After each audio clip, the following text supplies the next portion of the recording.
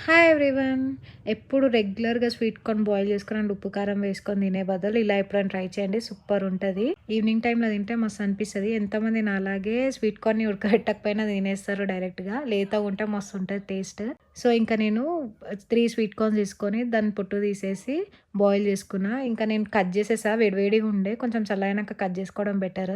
ఇప్పుడు ఒక ప్యాన్ తీసుకొని కొంచెం ఆయిల్ వేసి దాంట్లో పసుపు, ఉప్పు, కారం వేసి స్వీట్ కార్న్ వేయండి. నేను లైట్‌గా వేసా స్పైసెస్ ఎందుకంటే డిషప్‌కి కూడా పెడతా కాబట్టి.